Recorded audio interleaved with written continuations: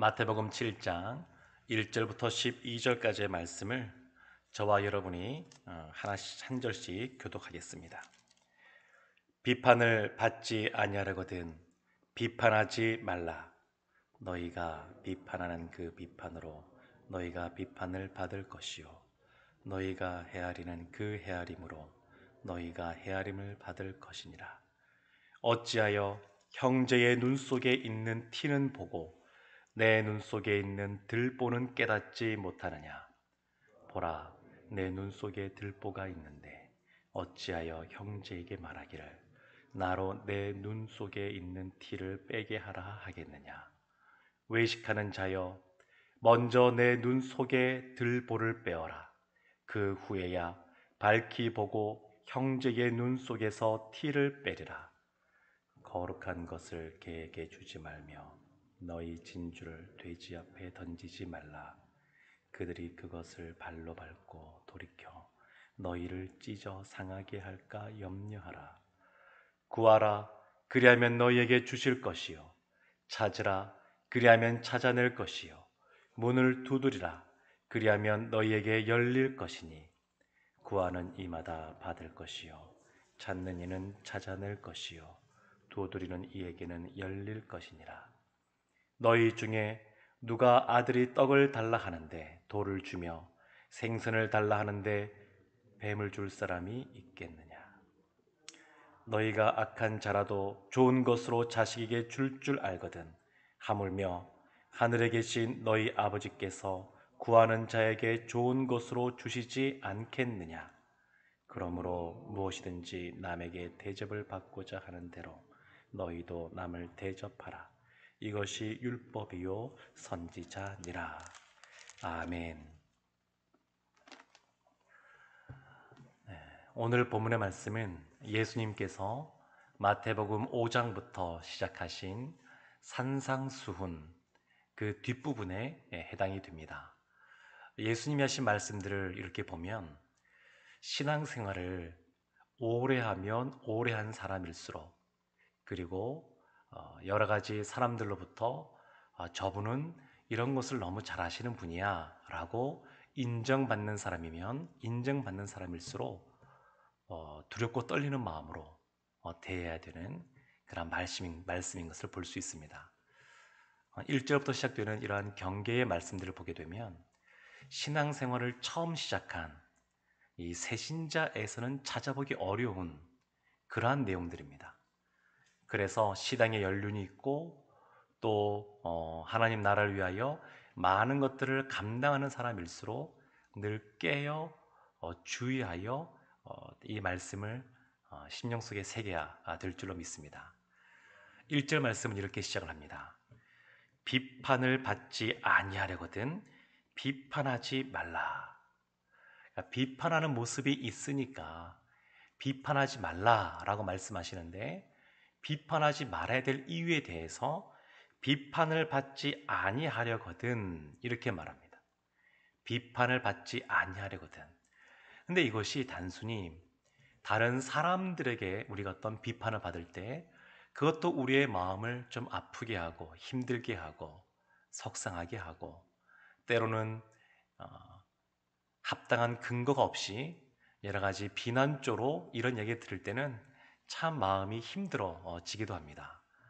그런데 여기서 비판을 받지 아니하려거든 이라고 할 때 누가 비판을 하기 때문에 비판을 받는 거냐면, 비판하는 사람에게 또 다시 비판하는 분은 누구냐면 하나님인 것을 볼 수 있습니다. 그래서 우리가 굉장히 두렵고 떨리는 마음으로 이 말씀을 대해야 됩니다. 그러니까 우리는 다른 지체, 다른 형제들을 향하여 비판할 수가 있는데, 근데 그 비판 때문에 우리가 하나님께 비판을 받는다는 겁니다. 여기서 말하는 비판은 부정적인 의미에서의 비판을 말합니다.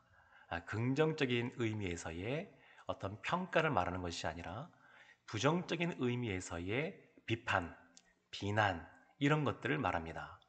그런데 이런 것들을 하면 하나님께서 우리를 똑같은 잣대로 비판하신다는 겁니다. 그래서 2절에 보면 너희가 비판하는 그 비판으로 너희가 비판을 받을 것이요 너희가 헤아리는 그 헤아림으로 너희가 헤아림을 받을 것이니라. 그래서 이 말씀을 보면 예수님이 산상수훈 처음 하시면서 팔복에 나오는 마태복음 5장 7절에 나오는 이 말씀과 연결되는 것을 볼 수 있습니다. 마태복음 5장 7절에 긍휼히 여기는 자는 복이 있나니 그들이 긍휼히 여김을 받을 것이며, 긍휼히 여겨야 하나님께 긍휼히 여김을 받는 겁니다. 주님이 알려주신 그 주기도 내용을 보게 되면 마태복음 6장 12절에 보게 되면 이렇게 나옵니다. 우리가 우리에게 죄 지은 자를 사하여 준 것 같이 우리 죄를 사하여 주시옵고, 우리가 우리의 죄를 사하여 준 것 같이 우리의 죄를 사하여 달라고. 그러니까 하나님은, 예수님은 계속해서 우리에게 이런 것을 가르쳐 주고 계십니다.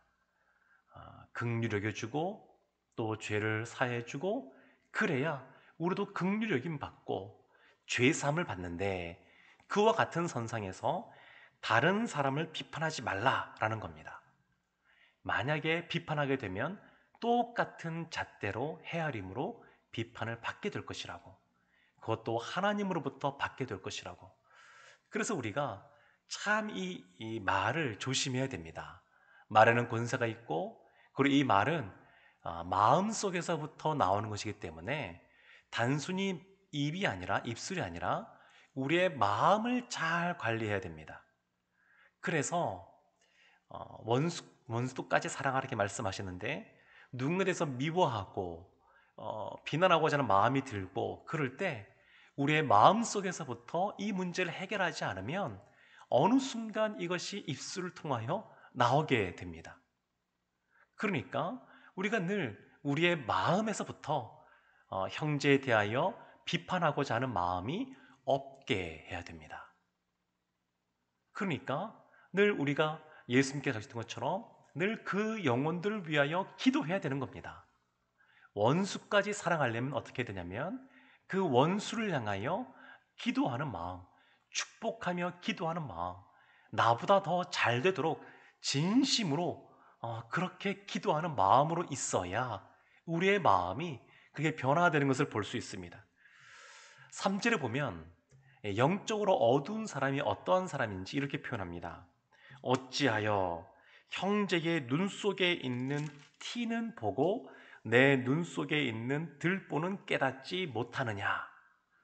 그러니까 영적으로 어두운 사람은 자신의 잘못을 보지를 못합니다. 그러니까 늘 깨어 있어야 되는데 그렇지 못하고 늘 이렇게 다른 사람을 판단하는, 그런 비판하는 거기에 집착하다 보게 되면 우리가 영적으로 눈이 어두워질 수가 있고, 그렇게 되면 스스로의 그 부족함, 스스로의 티를 보지 못하는, 들보를 보지 못하는 그러한 우를 범하게 됩니다. 그래서 5절에서 이와 같은 사람을 한 단어로 이렇게 표현합니다.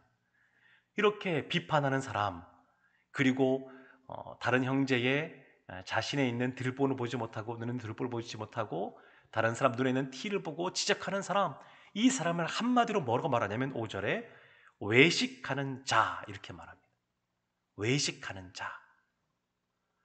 외식하는 자, 그러면 떠올려지는 본문이 있습니다. 바로 앞에 마태복음 6장에 보면 예수님이 외식하지 말라라와 관련하여 세 가지를 말씀하셨습니다.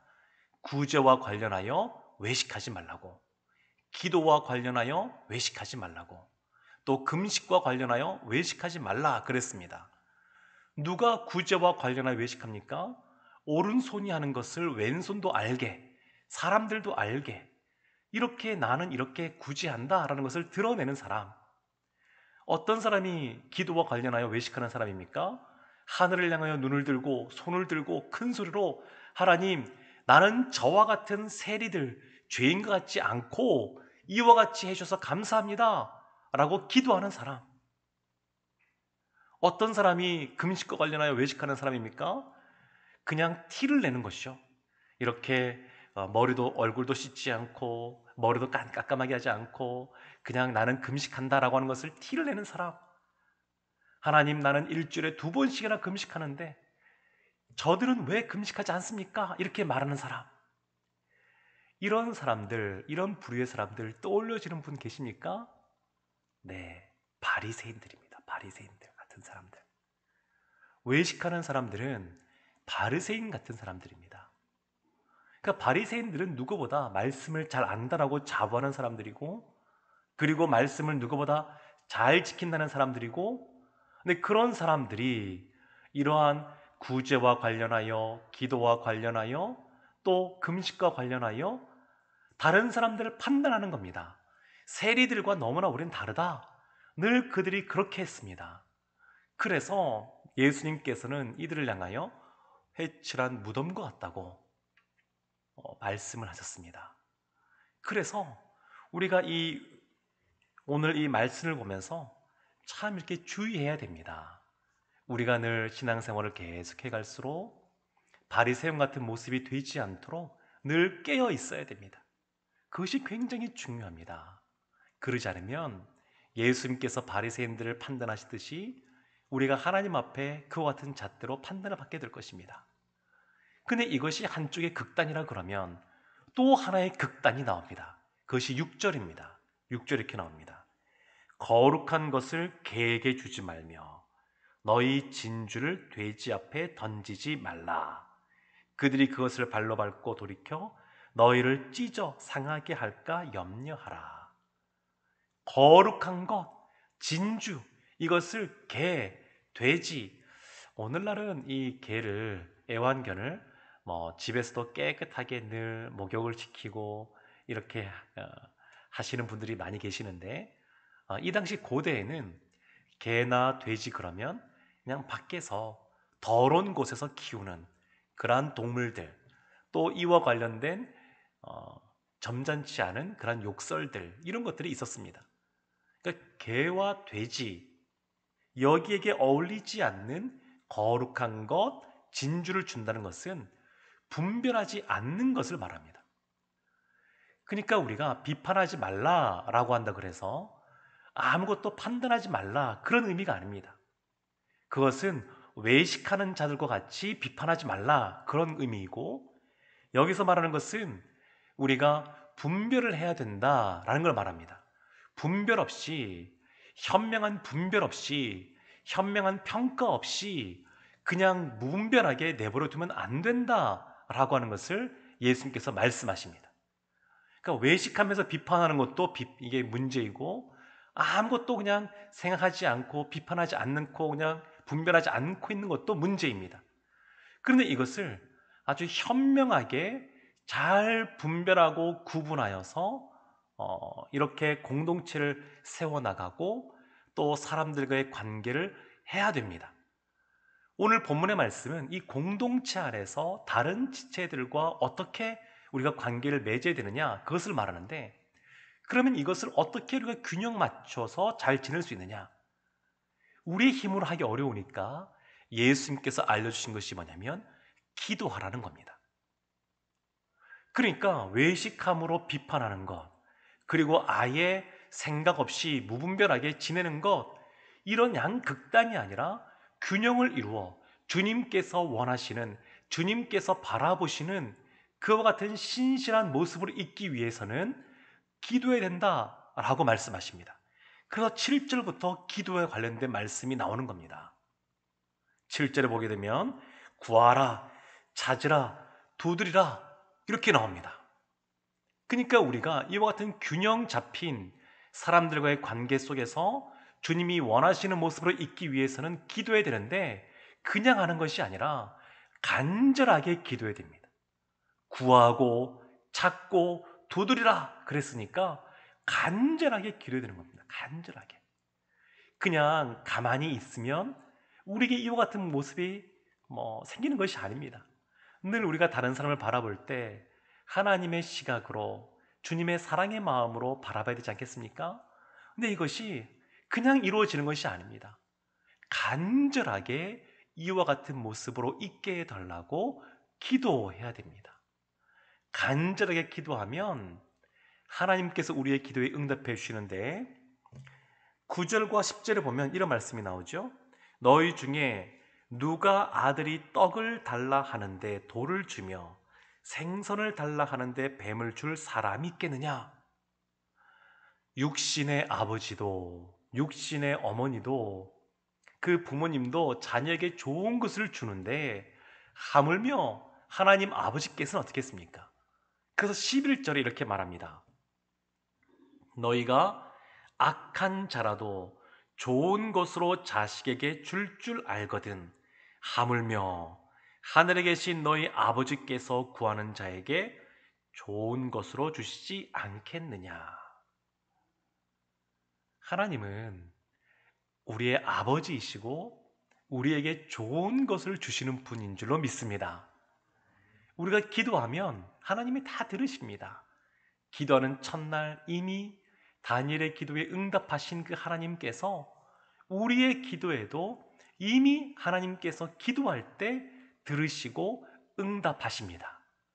다만 그 방식이 우리가 원하는 대로 원하는 때에 이루어질 수도 있고 아니면 원하는 거지만 시기가 늦추어서 하나님이 가장 적절하다고 생각되는 그 때에 주어질 수도 있고 때로는 하나님께서 우리를 너무나 잘 아셔서 더 좋은 것으로 그것을 바꾸어서 우리에게 주실 수도 있습니다. 그러나 분명한 것은 뭐냐면 하나님 아버지는 우리에게 좋은 것을 주신다라는 겁니다.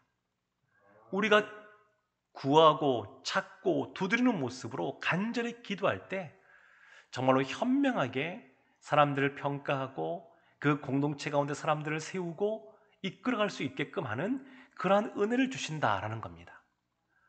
그래서 12절에 이와 같은 내용들을 다 정리하여 한 구절로 이렇게 말합니다. 그러므로 무엇이든지 남에게 대접을 받고자 하는 대로 너희도 남을 대접하라.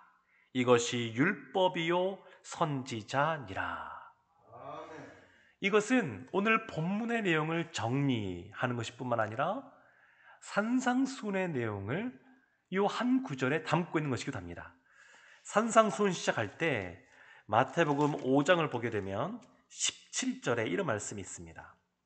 내가 율법이나 선지자를 폐하러 온 줄로 생각하지 말라.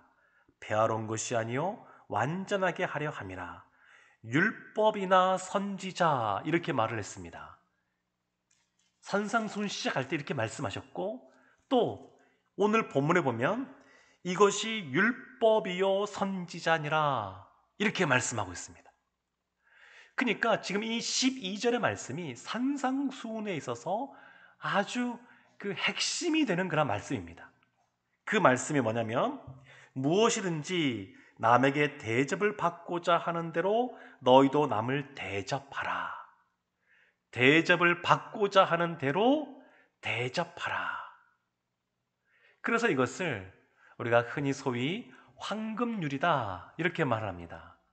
예전에 어떤 그러한 그 대왕은 그냥 왕궁에 금으로 이러한 것을 글씨로 써놨다 그럽니다. 남에게 대접받고자 하는 대로 남을 대접하라. 근데 어떻게 하면 이렇게 할 수 있겠습니까? 우리의 힘으로 하기 참 쉽지가 않습니다. 룻이 아주 여러 가지 어려운 상황 속에 있을 때 보아스가 넉넉한 마음으로 그에게 대해주었던 것처럼 우리가 항상 영적으로 부요해야 사람들을 향하여 이와 같이 대할 수 있습니다. 우리 안에 늘 이렇게 많은 것들이 채워져야 됩니다. 집에 소파가 계십니까? 거기에 혹시 쿠션이 계신지 모르겠습니다. 쿠션 보면 이렇게 손가락으로 꾹 누르면 이 좋은 쿠션일수록 그 안이 단단하게 이렇게 폭신폭신한 것들이 많이 들어가 있는 쿠션일수록 쑥 빼도 그냥 원상태로 회복이 됩니다. 그렇지 않고 오래 쓰고 그것이 납작해지고 단단해지면 눌러도 그렇게 잘 회복이 잘 안 됩니다. 그와 비슷합니다. 우리가 영적으로 늘 성령 충만하고 은혜 충만하고 말씀 충만하고 사랑이 가득하고 그러면 옆에서 혹시 누가 이와 같이 비판하는 모습으로 또 여러 가지 가시 돋은 그런 말로 이렇게 꼭 찔렀다 그래도 은혜 가운데 있는 사람은 그것이 뺐을 때 상처로 남지 않고 그냥 회복됩니다. 그리고 오히려 그런 사람들을 품어줄 수가 있습니다. 그렇지가 않고 은혜가 메말라 있고, 그리고 사랑이 또 풍성하지 않고, 그러면 누군가 이 가시 돋친 말을 쏟아냈을 때 똑같이 반응하게 됩니다.